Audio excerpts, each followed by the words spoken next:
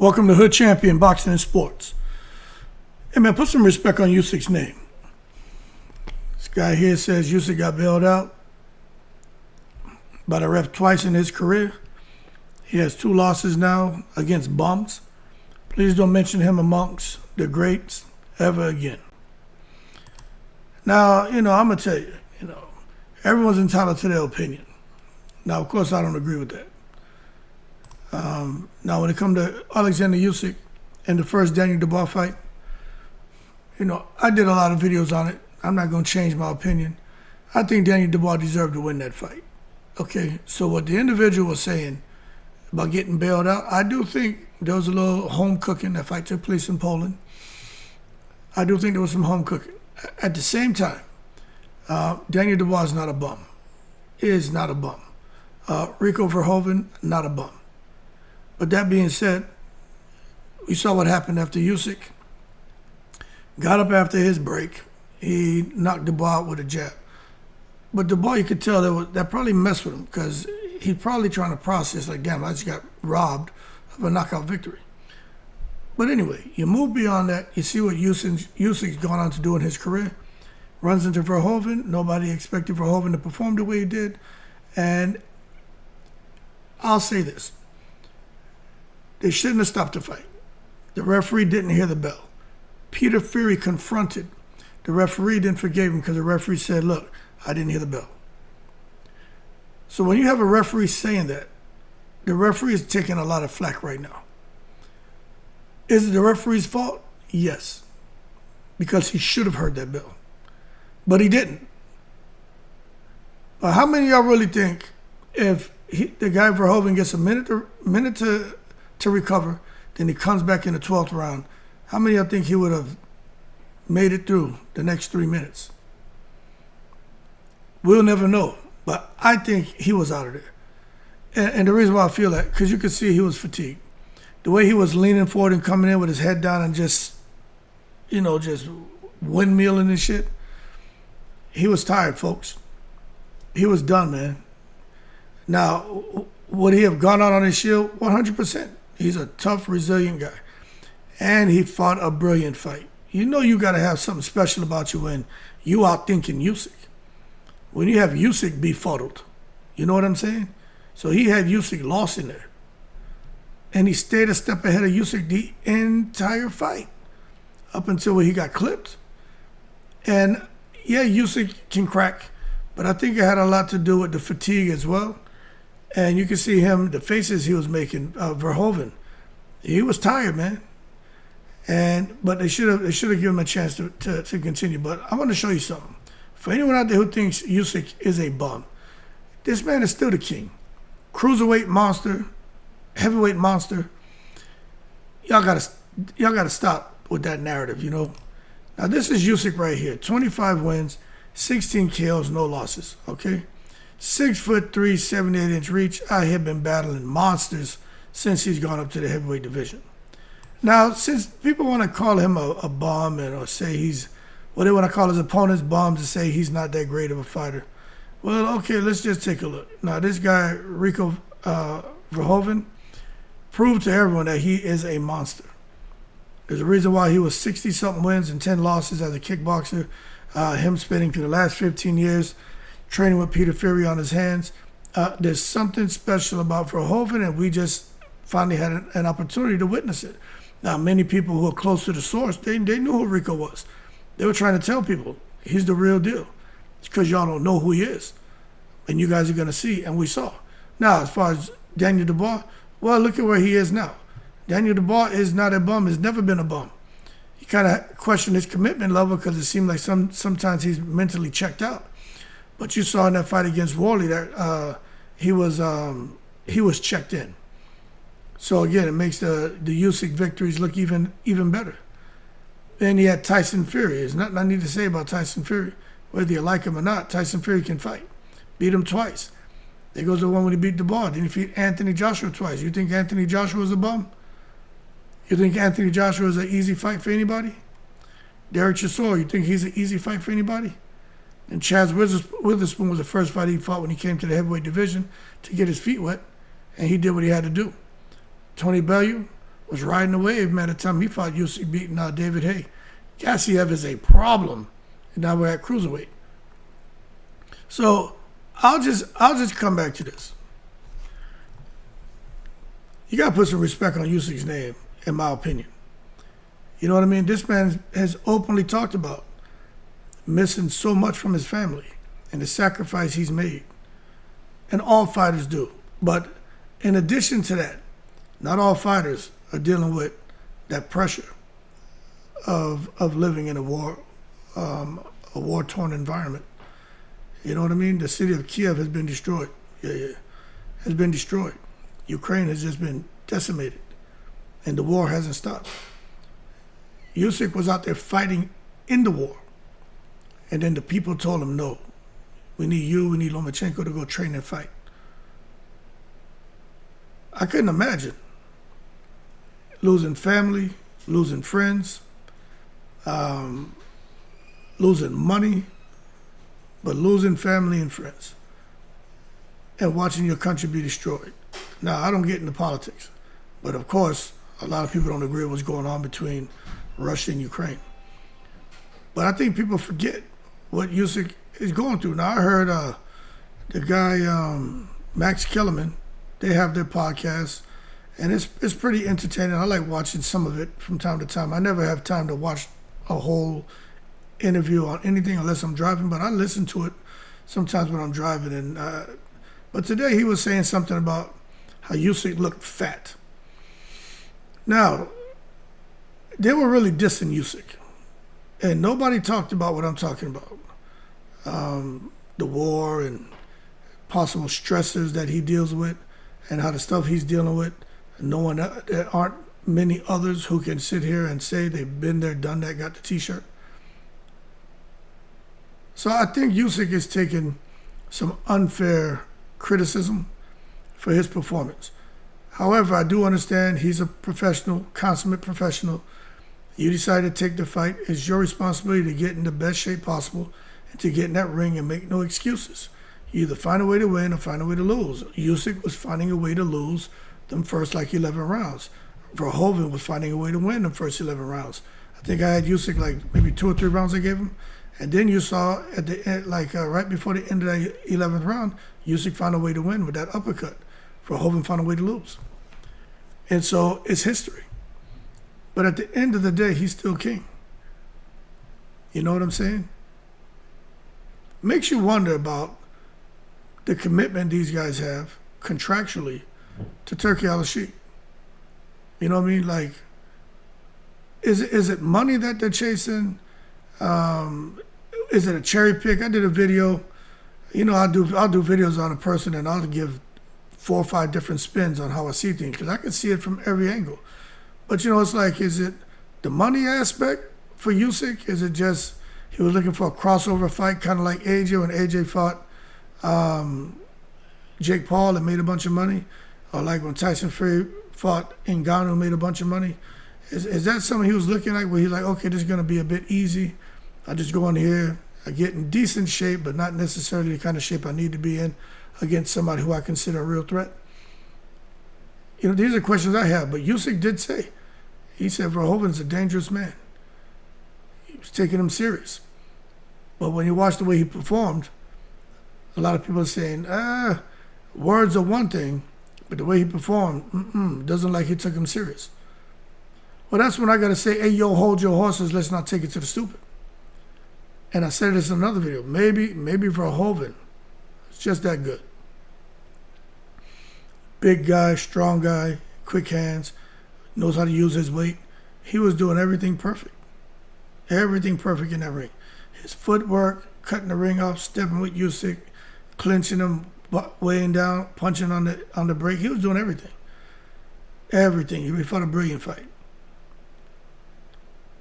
So anyway, when we come to Usyk, at the end of the day, he found a way to win. And immediately after, he started talking about Ukraine. But I'm going to tell you this. As far as what he's going to do next, I think that man needs to chill. And at age 39, think about what he wants to do. I know he sounds like he still wants to fight because he can make a lot of money, but if in fact he's mentally checked out, he just has a lot going on. Just stop. Because I was listening to his trainer, or his ex-manager, Alan Krysek. I could be mispronouncing his name. But he was saying, look, there's no need for Alexander to continue. You know what I mean? He's like, his legacy is at risk. If he would have lost that fight, his entire legacy, what they worked on, I think he said the last 12 years, he said it all would have gone into tatters, would be ruined. Because no one's given, most people aren't giving Verhoeven the kind of credit that he deserves, also the kind of credit that would soften a loss against him by Usyk. Even now, Usyk won, but the fallout has been catastrophic. There are people now calling Usyk a hype job and a bum. That's the thing with boxing fans. It's one thing to come out here and talk and joke. Usyk looked like, like he in them silk sheets. That's fair, in my opinion, but to call him a bum? I mean, that's what we're taking it to the stupid. We're going too far. So that being said, I do think Usyk would have won the fight no matter what. In addition, I also want to mention, I think it was freaking bullcrap that as soon as the fight's over, this man is still, his emotions are high, he's all over the place, he's wound up. They rush in the ring, Caballero, Verhoeven, Turkey a la Sheik. You know when Turkey's in the house every day is Thanksgiving. Usyk, what are you going to do next? Who are you going to fight? And Caballero, I want to fight him. Verhoeven, the rematch. Usyk was like, at one point he just said, I'll fight both of them. Like, get that F out of here. Let this man breathe. You know what I'm saying? I never like when they rush them immediately after a fight, whether they win or they lose or they get knocked out or it's a disqualification or whatever happens. They're not there mentally, man. They got to come down. You know what I mean? They're on a different type of high. Their mind is in a different place. These guys just went out there and fighting for their lives. And you put a microphone in their face asking a bunch of dumbass questions. This dude's under pressure, y'all. But I'll tell you what. He got to make a decision. He may drop that belt. Let's just be real. Why would Oleksandr Usyk fight Caballero? What is he trying to prove? That's my question. He's still the king, but I don't think anybody out here would be upset at Usyk if he just dropped them belts and said, I've been undisputed, I think twice now. He don't care. Just leave it alone. Go on, do what you want to do and bounce, man. That's how I see it. You take a look at what's going on here with Usyk. Man, let them belts go. It's my opinion. Don't even worry about it. It's Usyk right here. Number one is Dubois. He beat him twice. I know he doesn't want to fight him, even though Dubois is in line to fight him. Caballero is the next up. That's the fight to make. But I just don't think Usyk going to want to fight this guy. He got 27-0. He's durable. He got high IQ. Punches upstairs, downstairs, has an expanded engine. He's going to make the fight super physical. I just don't see Caballero or Usyk wanting to fight Caballero. So you skip over him. You got Tyson Fury out there who Usyk beat twice. Wardley just, got, knocked out by Dubois. Hrgovic is trying to, get himself, stay in the mix. Moses Thomas still young.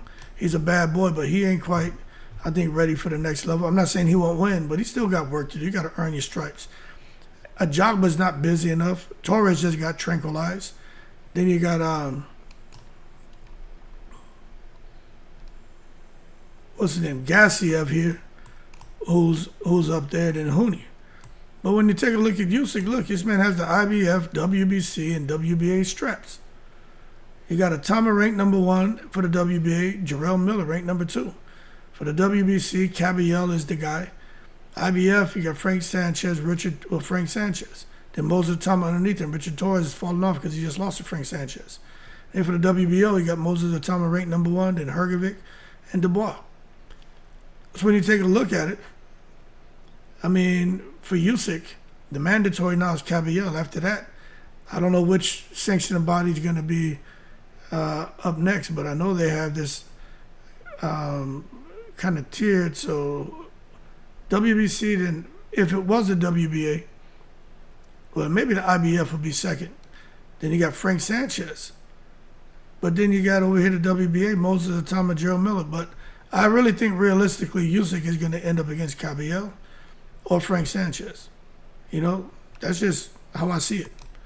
Now, what makes sense to me is for him to fight Cabello. I think it's fair. But if he beats Cabello, this shit about rematching Verhoeven, I don't know about all that. But they all talking about him fighting Deontay Wilder in Turkey. Right now, this is the discussion. Cabello, which most agree he needs to fight him next. But if it doesn't happen, it's going to be the Cabello, it's going to be Verhoeven rematch, or you know who? Deontay Wilder. Those seem to be the three. Those are the three names being circulated right now. Not Frank Sanchez. Matter of fact, Frank Sanchez should probably fight Daniel Dubois, in my opinion. You know what I mean? Let AJ and Fury fight, figure out what they're doing, who wins. Then the winner of Usyk and Cabello, or Usyk and Wilder, or whatever, how it's going to play out. Then they fight the winner of AJ and Fury. And then by then, Frank Sanchez and Dubois would have fought. Then you throw Deontay Wilder in the mix, and then you see, then you just don't know what direction it's going to go. But at the end of the day, everyone's saying Usyk's falling off. I say it's not fair. The man's under serious, serious pressure. Cut that man some slack. That's how I feel.